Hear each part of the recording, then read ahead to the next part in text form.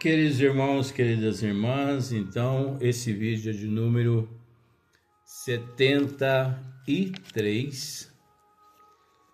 Nosso Lar, Chico Xavier, O Umbral, capítulo 12. Já estamos terminando, mas eu acho que vai mais um vídeo ainda. Vamos ver. Pois Lísias continua dizendo assim a André: não é de se estranhar, portanto, que semelhantes lugares se caracterizem por grandes perturbações. Lá vivem, agrupam-se os revoltados de toda espécie nas regiões umbralinas.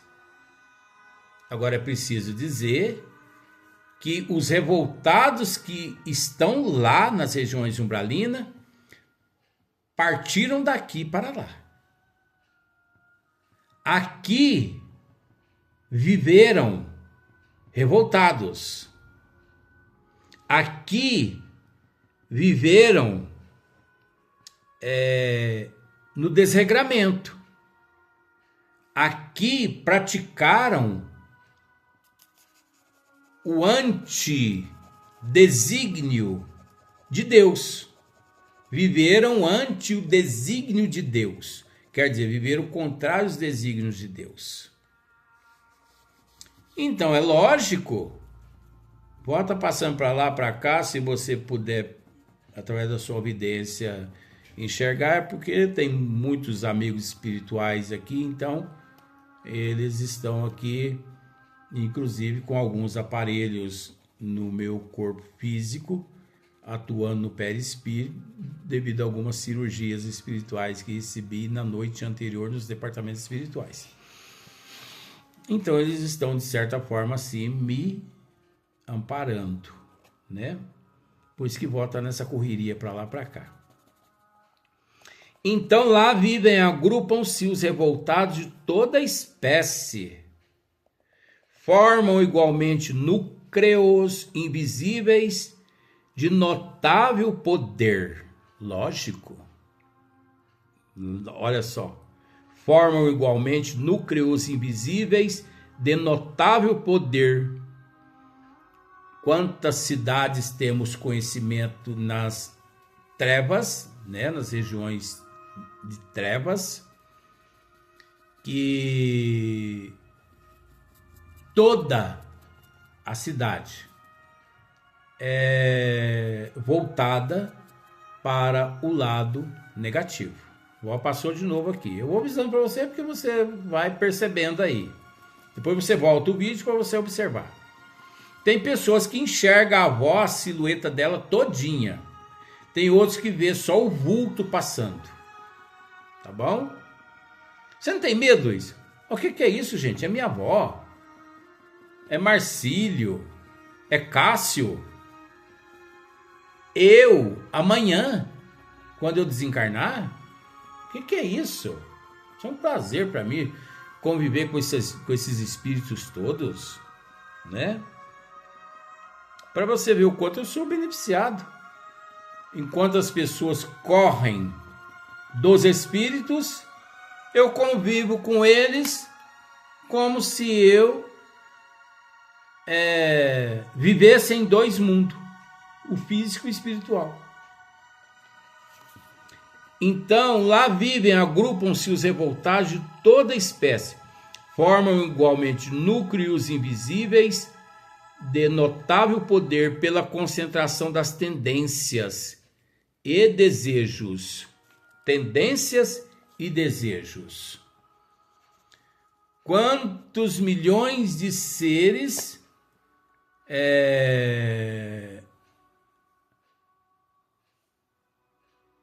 aqui na Terra promíscuos, que ao deixar o corpo físico são pegos por esses nossos irmãos e conduzidos até essas cidades nas trevas e lá mantido como cobaias. Outros são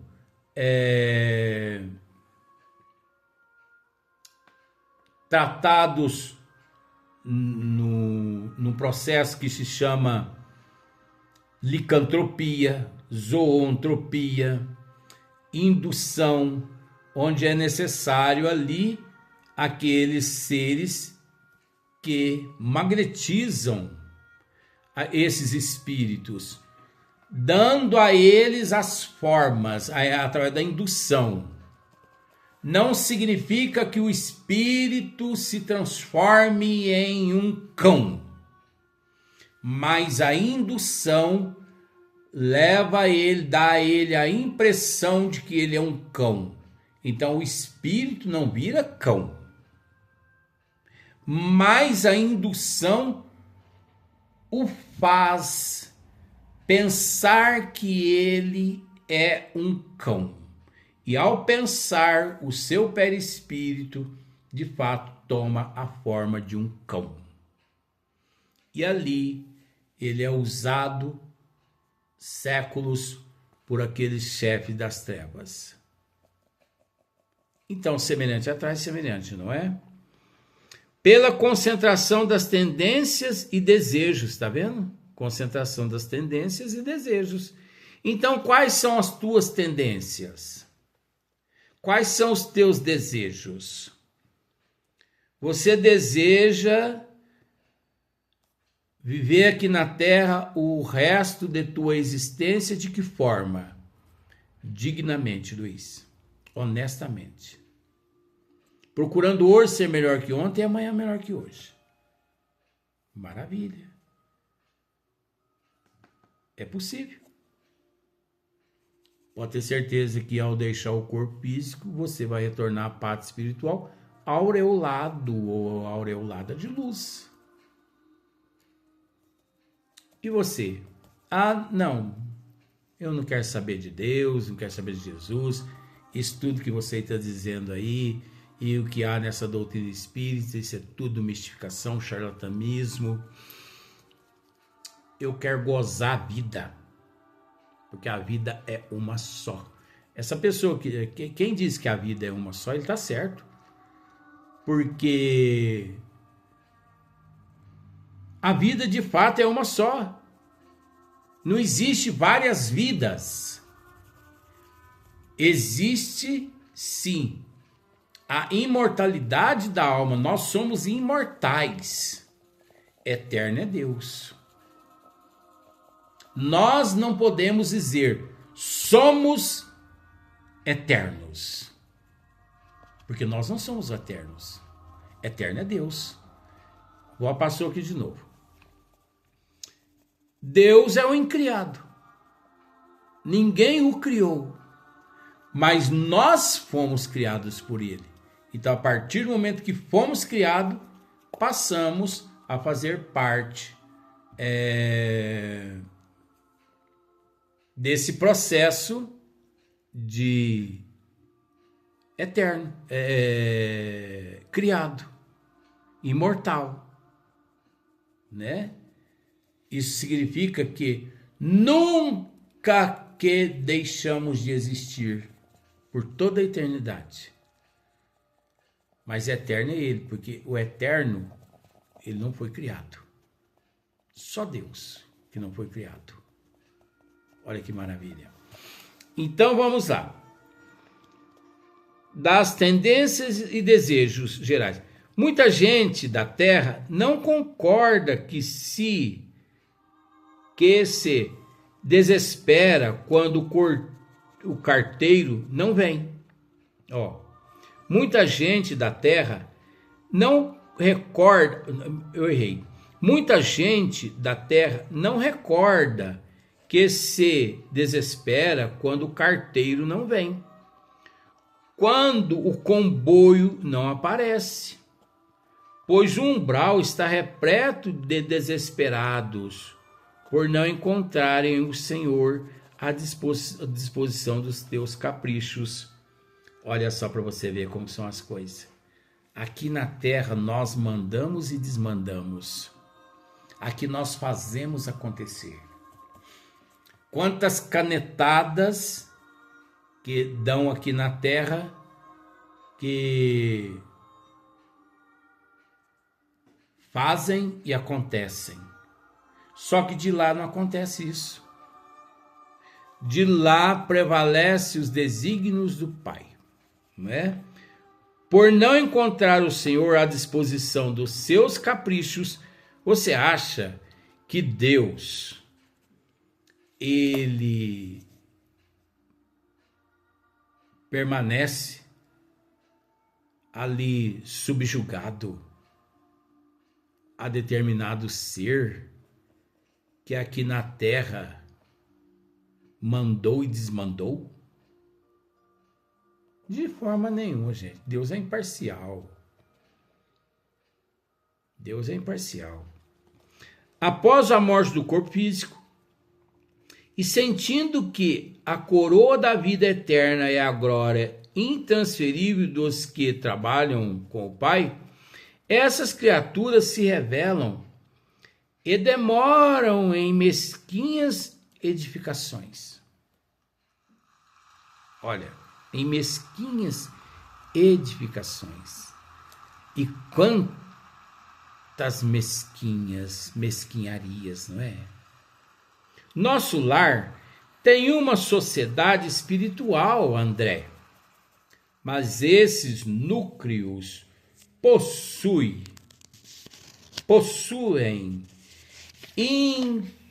infelizes malfeitores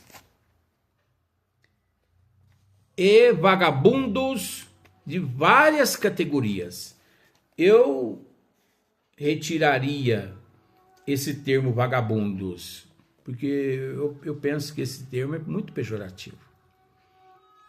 Mas se André Luiz preferiu, né, deixar esse termo, quem sou eu para poder abolir esse termo daqui? Mas eu penso que podia ter sido substituído por um outro termo assim menos agressivo, porque o termo vagabundo é muito pesado. Mas tudo bem. Malfeitores e vagabundos de várias categorias. É zona de verdugos e vítimas. Né? Então as regiões umbralinas é zonas de verdugos e vítimas, de exploradores e explorados. Eu não sei. Se André está dizendo, a gente tem que respeitar. Desculpa. Mas eu não sei se o umbral e se a terra, na condição de provas e expiações, no nível que nos encontramos, eu não sei se existe vítima.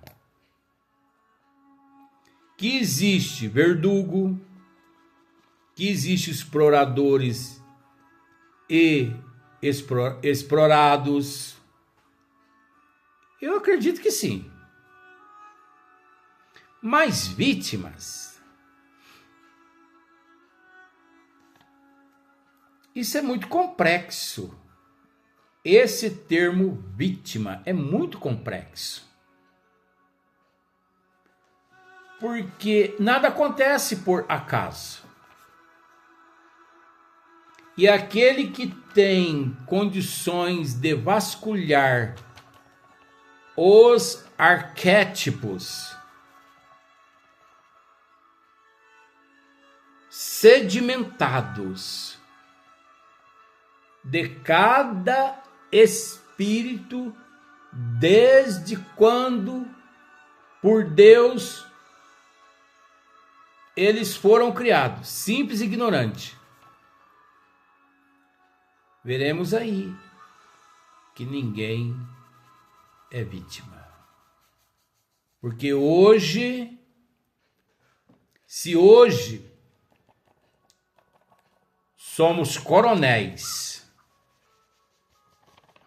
amanhã nós nascemos filhos daqueles escravos os quais nós torturamos.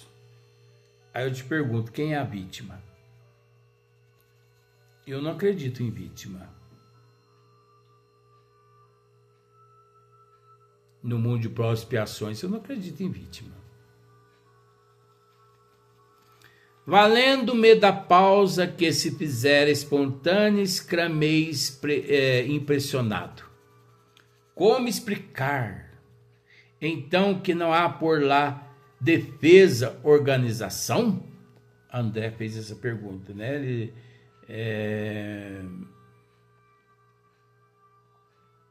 Ele exclamou, né? Como explicar, Lísias? Então, não há por lá, nas regiões umbralinas, defesa, organização? Sorriu o interlocutor esclarecendo. Organização é atributo dos espíritos organizados. Isso é verdade. Organização é atributo dos espíritos organizados. Que quer você?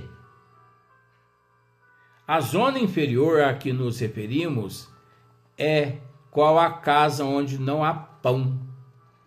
Todos gritam e ninguém tem razão. Ó, veja aqui. Todos gritam e ninguém tem razão. Então, se todos gritam e ninguém tem razão, por que não existe vítima? Você conseguiu entender agora a psicologia?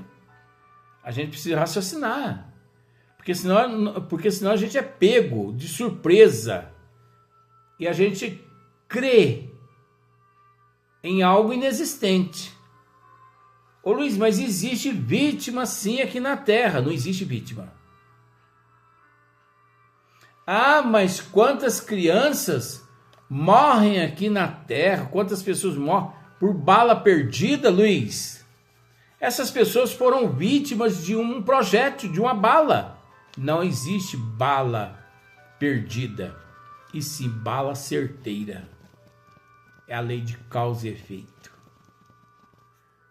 Ficaram impunes em existências passadas, por algum motivo, geralmente o dinheiro, né? Comprou a justiça da terra, mas ninguém dá salto, a justiça divina não dá salto, as leis de Deus não dá salto. Ninguém consegue comprar a justiça de Deus. Se não resgata numa existência, volta nas próximas para poder quitar aquele débito. Isso é que é interessante. O viajante distraído perde o comboio. O agricultor que não semeou não pode colher, André. Uma certeza, porém, posso dar-lhe. Não obstante, as sombras e angústias do umbral, nunca faltou lá a proteção divina. Olha só, tá vendo? As sombras e as angústias do umbral, nunca faltou lá a proteção divina. Nós temos dito isso aqui sempre. Deus não desampara esses lugares. Como disse no outro vídeo, eu vou repetir. Esses lugares são muito mais amparados do que onde nós aqui nos encontramos. Porque eu te pergunto uma coisa. Nós somos enfermos, somos doentes, mas eles estão mais doentes que nós. Então eu te pergunto, o médico ele se preocupa, o enfermeiro ele se preocupa com o paciente que está melhor ou com o paciente que está pior? É lógico que é com o paciente que está pior. Porque o paciente que está melhor, ele já consegue pegar o comprimido e colocar em sua boca. Aquele que está em crise, ele não tem noção do que faz. E, por esse motivo, muito mais ele é assistido com os eflúvios divinos, com a assistência dos amigos espirituais. É lógico, isso é lei.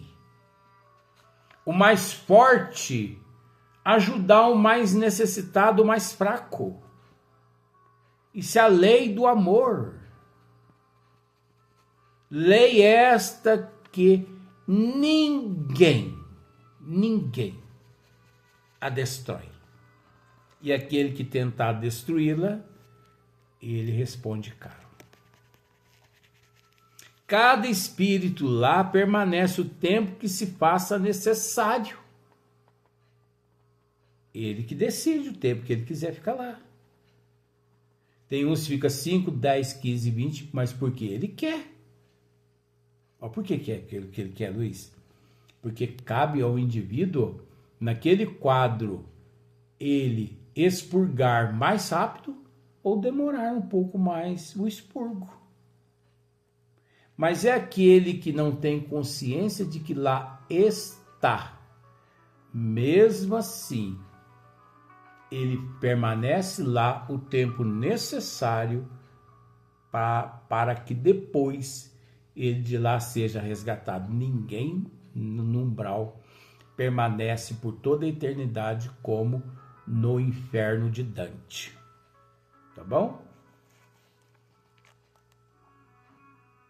Então, cada espírito lá permanece o tempo que se faça necessário. Para isso, meu amigo, permitiu o Senhor se erigissem muitas colônias como esta, consagradas ao trabalho e ao socorro espiritual.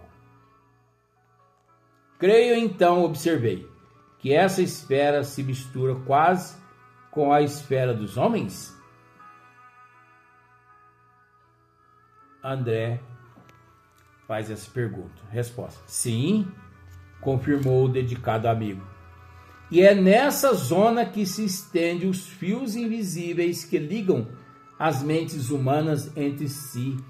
Gente, se nós soubéssemos o emaranhado de fios mentais que existe entre os encarnados e os desencarnados, principalmente entre esses que se encontram nas regiões umbralinas, se pudéssemos ver esses fios, não conseguiríamos andar aqui na Terra. Porque pensa bem, na Terra hoje há aproximadamente 8 bilhões de pessoas. Cada pessoa pensa o equivalente de 85 a 86 mil vezes por dia. Todo pensamento é um fio. Então, se você hoje pensou 85 mil vezes, são 85 mil fios invisíveis que você endereçou para tudo quanto é lugar que você pensou, desejou e cobiçou. E as pessoas também pensam em você. Não é só você que pensa nelas, elas pensam em você. Então as pessoas que estão na pátria espiritual pensam em você, quem está nas regiões umbralinas pensa em você, conforme você pensa neles. Eu vou estar passando para lá para cá. Então, imagine se nós pudéssemos enxergar esses fios. Não conseguiríamos caminhar aqui sobre a Terra. Não. De tantos fios. Pense em um túnel escuro, séculos ali fechado, e que você vai e abre, mas você depara com tantas teias de aranha à sua frente, que você permanece praticamente horas e horas destruindo aquelas teias de aranha para você poder percorrer aquele trajeto. As teias de aranha, nós ainda conseguimos destruí-las. mas os fios provocados pelos nossos pensamentos nós não conseguimos destruir, a não ser através da redimissão e através do amor. Olha para você ver que coisa. Então imagine 8 bilhões de seres do corpo físico, mais o equivalente a uns 32, 35 bilhões na erraticidade de espíritos, nas regiões umbralinas e nas colônias espirituais. Bilhões. Quantos bilhões cada ser pensando 80, 85 mil vezes cada um? Imagine o emaranhado na atmosfera da erraticidade da Terra. É impossível enxergar o Sol através dessa nuvem densa de pensamentos, de fios entrelaçados. Mas é preciso continuar a luta. Então é o que diz André aqui. Sim, confirmou o dedicado amigo. E é nessa zona que se estende os fios invisíveis, que ligam as mentes humanas entre si. Aqui nós encerramos para deixar para o próximo vídeo, para o próximo dia. Você observa que nós